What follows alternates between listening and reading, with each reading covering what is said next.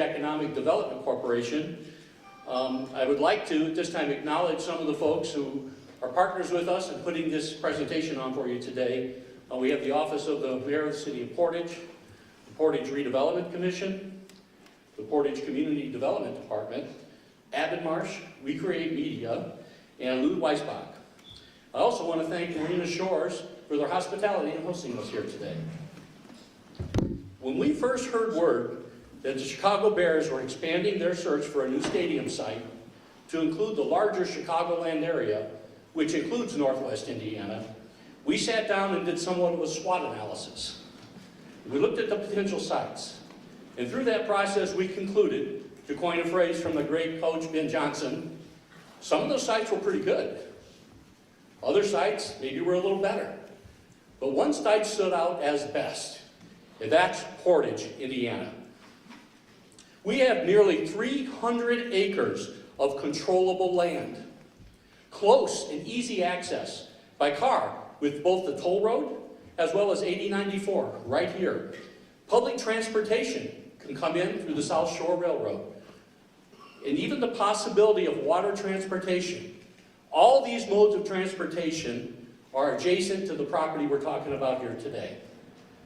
As the third largest city in Northwest Indiana and growing, we feel it's important to be part of every conversation when we think about the growth in the region and in greater Chicagoland. Our team spent a great deal of time to thoughtfully study what we thought the Chicago Bears would want and what they would need. And it's not just a stadium, it's a destination. We're prepared to give them everything they want with no taxpayer dollars. Portage blends everything that's great about the Chicago Bears and the Bears Nation, while adding a favorable pro-development and lower tax climate of Indiana. Combine those facts with a world-class stadium in a location that's nestled between Lake Michigan and riverfront access, and you see why we're so excited about Portage as a sports and entertainment destination we call Halas Harbor. Same roar, new shore. So with that, I want to thank you all for being here at this time. I want to introduce Wayne Breitsky of We Create Media, and he will walk you through our proposal, and then Mayor Austin Bonka will take questions. Thank you.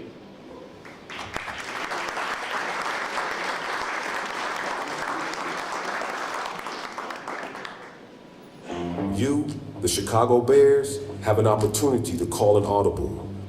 For years, you've been searching for an execution-ready site with the space to build not just a stadium, but the elevated experiences your team and your fans deserve, designed to your exact specifications, expanding Bears fandom on your terms.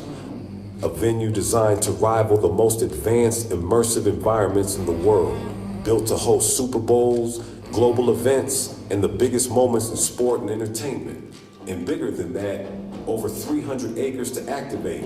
This will be an entire city, purpose-built as an immersive Bears destination where sport, culture, and entertainment converge every day of the year.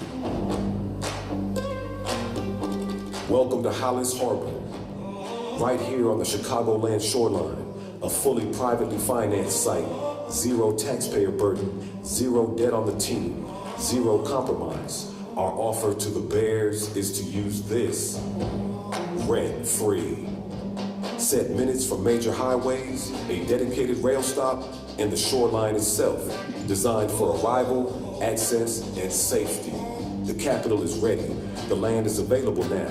Shovels can be in the ground as soon as June 2026. The only variable left is the decision to move forward. It's a destination with its own identity, its own gravity, and a future worthy of the Bears' legacy. And when you're ready to act, there's nothing standing in the way. Halas Harbor, your destination awaits.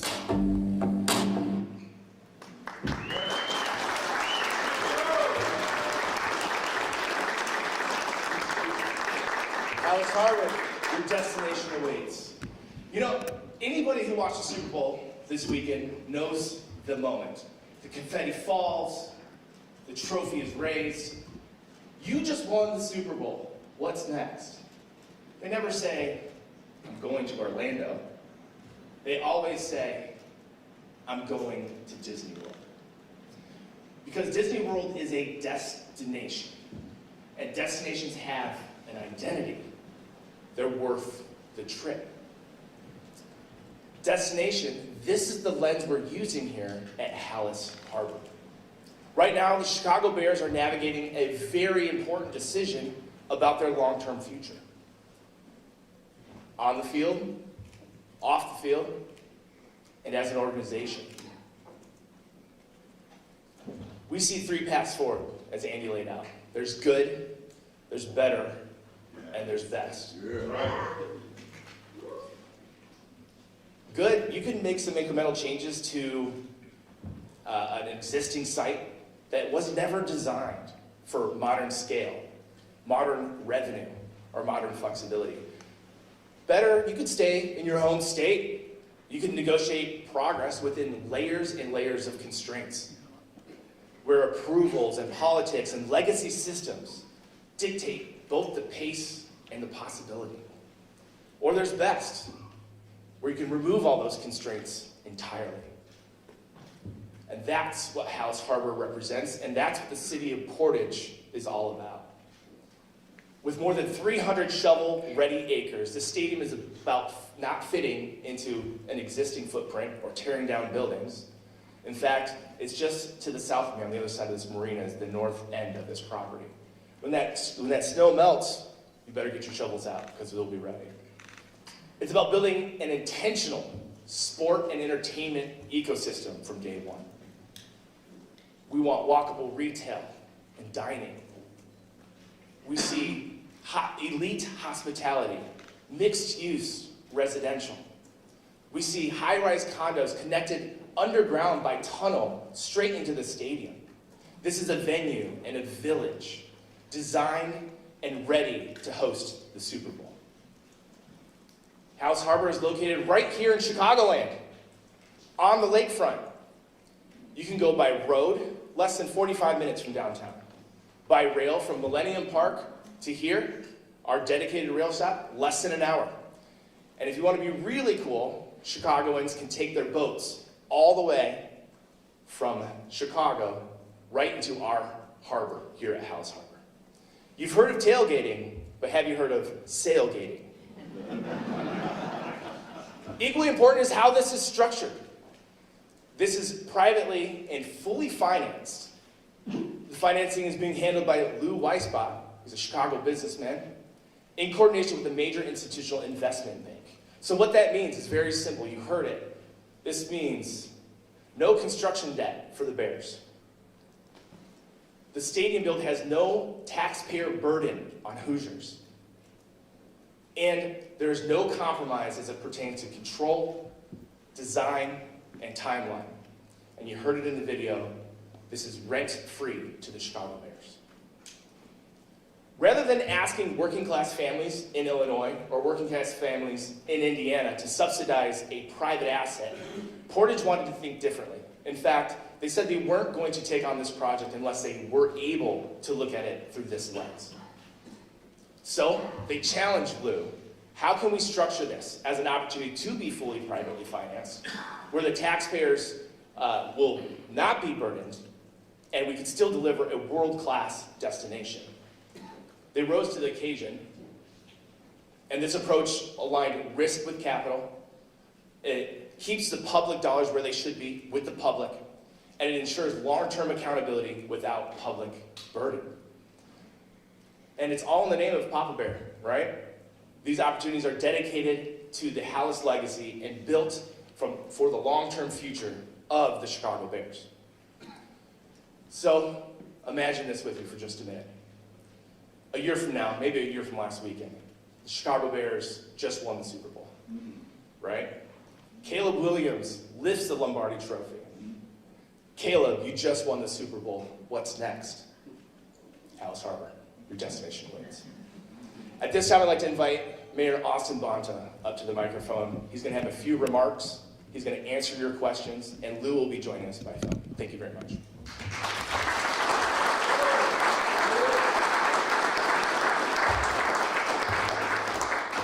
Thank you, Wade, and thank you to everyone for being here today. Thank you to Marina Shores for making this available. It's a wonderful event center.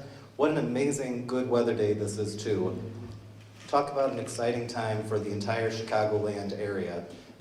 Just to put it simply, when the Bears announced that the entire Chicagoland area was being looked at as a potential site for the stadium, our team understood that we had an obligation to fans, our city, and to the Bears to offer them the best site available with a realistic proposal to get the Bears to this incredible opportunity, this world-class site we now call Halas Harbor.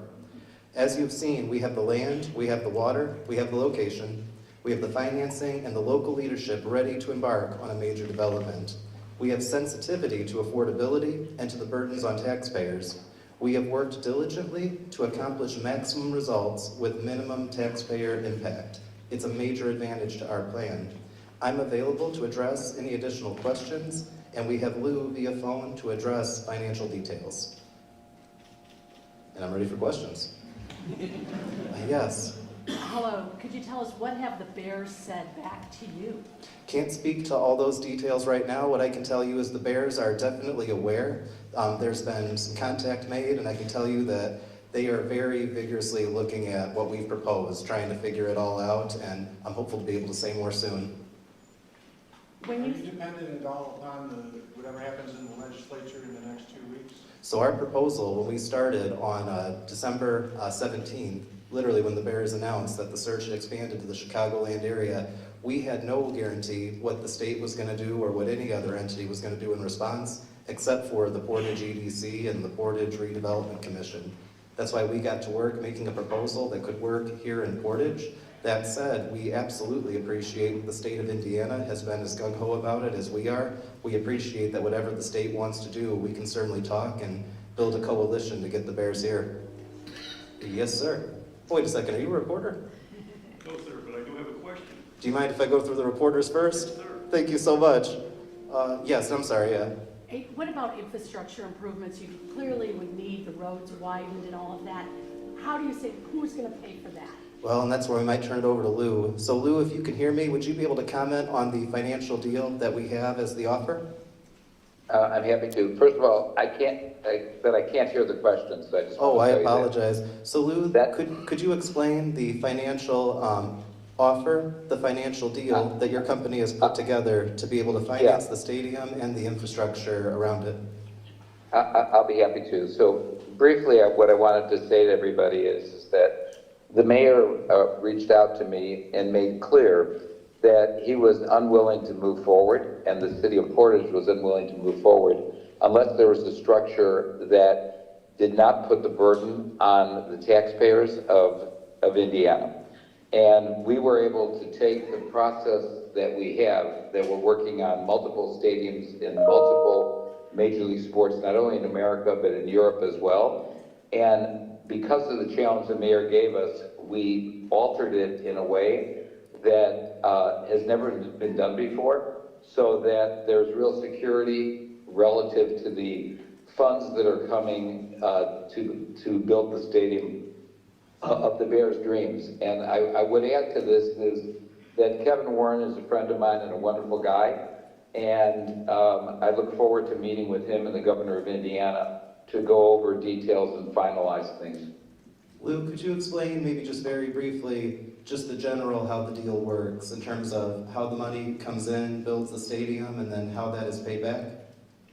So we have a securitization plan that we put in place and that we've actually filed patents on that has not been used in the past, that essentially takes a specific number of seats for a specific number of concerts, not football games, and gives us the ability to provide all the capital up front, which is very important, to the entity, which in this case would be Portage and the Chicago Bears, to build the stadium of the Bears' dreams.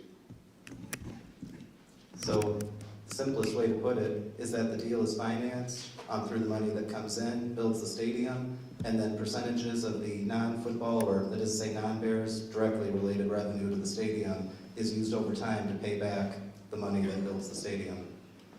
And what this does is it gives the Bears everything they would want and gives them full revenue opportunities relative to the tickets in their stadium. It doesn't touch any of those things, or the food, or the merchandising as well. So it's really the financing plan of the future, and we're excited that we're able to put it together for Portage.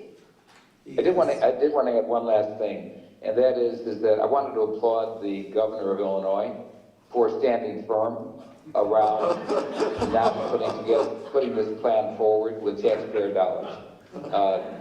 He's an old friend, and I give him a lot of credit because he had a lot of pressure, but he did the right thing. Well, thank you, Lou. Yes. Is there a projected cost for what is doing?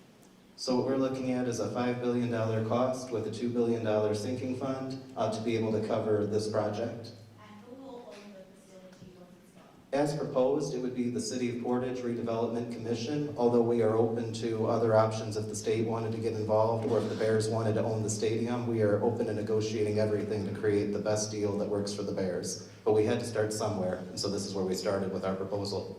Was there a plan for this property before speaking about Halas? Yes, and so to give some backstory on that, this land has been cited for development, both residential and commercial, for many years in the city of Portage. There were exceptional challenges in the past, one being that the piece that the city owned was only a smaller piece of it. It was actually multiple different properties at one time, multiple different property owners. When my team came in January of 2024, we were very determined, very aggressive about purchasing the other properties in the site to be able to put together such a large, contiguous amount of undeveloped land that we knew could be a true destination site, something very transit-oriented with the train, water connected with the waterway, and of course taking advantage of its proximity off the highway. At the same time, we had said back in January 24, you know what would be perfect here would be the Chicago Bears. But keep in mind, 3 years ago, I believe, was the original Arlington announcement, and so we thought, we might just be a year off. That's why when the Bears announced that the search had expanded again to all of Chicagoland, we had to be on it. What we've envisioned for the site, as we've acquired more property and put it together, is to have a site that's master developed to create a community that's both commercial and residential, more dense, and taking advantage of its transit connection to the train, its connection to the waterway and Lake Michigan, and the highways. And quite frankly, the Bears only enhance that plan because as a major stadium development, it certainly brings in the exact kind of community the city's been planning for years to have here. Oh, yes. You talked about creating a destination. Apart from the stadium, do you already have an idea of who you want to target for the residential aspect or the other commercial? So the simple answer there is that we've been waiting as we've been putting together various pieces of this land, because even prior to the Bears announcement back in December, our first step was we were working on the connectivity, getting a bridge built over the waterway. I've been working closely with the city council on that. The Bears created a whole new opportunity about what we can move and what speed, but we spent 2 years getting the land put together property-wise and under one ownership. Second phase was the connectivity. And then we always imagined the third phase would be after connectivity would come the development. The Bears give us the opportunity to have the development and the connectivity happen simultaneously. Yes, sir? How does this pitch benefit the city of Portage, whether you get the Bears or not? Well, and I think first and foremost, Portage is a primarily Bears fan city, so them being excited that the Bears have the best site does mean a great deal to a large number of residents. I have to remind people every Bears-Packers game, it's a violation of city ordinance to wear Packers hats. One of our biggest culprits is over there. Trevor, good to see you. To simply put, one of the unique things about the sites, because residents have asked, in particular when we talk about the seriousness of Portage's pitch, one of the two things that residents bring up is one, what is the taxpayer cost? Because I think everybody is reasonably concerned about what is the taxpayer cost on what is a private facility or what is normally set up as a private facility, because ultimately this is a business, an entertainment business. The second aspect is, quite frankly, what does it do to traffic? What does it do with that many people, potentially 70,000 people coming a couple of different weekends, to the city? One of the neat things about the site that we're in this particular neighborhood in particular, this is the northernmost neighborhood in our city, and there's wonderful people that live here, wonderful people live along Stagecoach, and wonderful people live in Harbor Oaks, but 99% of our city lives south of 94. A lot of people work north of 94, but 99% of our city lives to the south of 94. Early on when I was mayor, I took a picture of myself walking around this site, And people said, that's not Portage, is it? And I said, yes, it is. Take a look at a map. In many aspects, what's so neat about this site is it really is a new city, something that can be designed based around the train, something that can be based around north of 94. We want to make sure that it's part of Portage in terms of our identity and its connectivity. But in many ways, the beauty of the site, whether the Bears were coming or anybody else was coming, is the fact that it really is a distinct part of our city. And you can certainly avoid it on game day if you don't like the kind of game day traffic and things that happen. Yes? Mayor, what do you say folks, especially coming from Chicago, who are maybe apprehensive about the commute to come here? No offense to the beautiful presentation, but 45 minutes, a little generous. You've got $15 to pay on the Skyway to get here. An hour plus on if they're taking the train option. I love the idea of tailgating via boat, but I don't know if that's for everybody. What do you say to the folks who are coming from Chicago who are going to be apprehensive about taking the time and cost to get here? It's a wonderful question. And to put it simply, there's already a muscle memory for many people in Chicago when it comes to Portage. Every summer, our beaches get full of people coming here from Chicago. I'm watching people nod their heads who are from here. You can see it on the license plates. You can see it when people are walking around. I like to go around. Sometimes I wear a shirt that says I'm the mayor, and people say hello to thank us for the kind of city we have. West Beach is a very, very attended beach, as is the Portage Lakefront Park. It's actually the most visited beach at the National Parks system. People throughout the Chicagoland, but in particular the city, come out this way, whether they're getting off on Ripley, whether they're getting off at exit 19, whether they're stopping at Depot Dog, or whether they're stopping at Longhorn. There is so much muscle memory when it comes to the city of Portage. And what's funny is that the number of people who've reached out to me from Chicago to say that they like the site tends to be people who already know what kind of a drive it is to get to Portage. There's a smaller amount of people who are already used to taking boats to Portage. I think that's going to increase with this site. And to put it really simply, one of the most important things that we have is the fact to acknowledge that people in Chicago often take the public transportation to get to Bears games. Taking public transportation to get to the train and that being part of your route, it truly is a destination. So to your point about what people got to learn, I would say certainly take a look at the time it takes to get from downtown Chicago to Arlington Heights compared to here. Think about the time it takes to get to any potential site. Apparently Iowa's in the running as well, but anyway. But I will say this very carefully. There's a strong muscle memory already to come to the region. When people from Chicago want to go to the beach, when they're looking to go to the national park, they're already coming here. This is one more destination that pulls you in. And I can tell you, as somebody who's often had to travel to Chicago from here, after a while you get used to it, truly.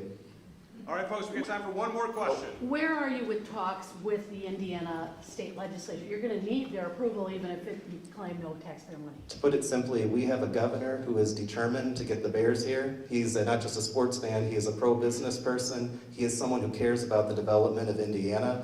I absolutely know that when the Bears determine that this is the best site, he's going to be on board because, quite frankly, he's like me. He wants the Bears to come to Indiana. He wants the Bears to come to the best site for them. And that's why our goal right now is to give the Bears the time that they need and to continue to let them have it, the time that they need to determine that this is the best site, not just in Indiana, but the best site in Chicagoland. Thank you.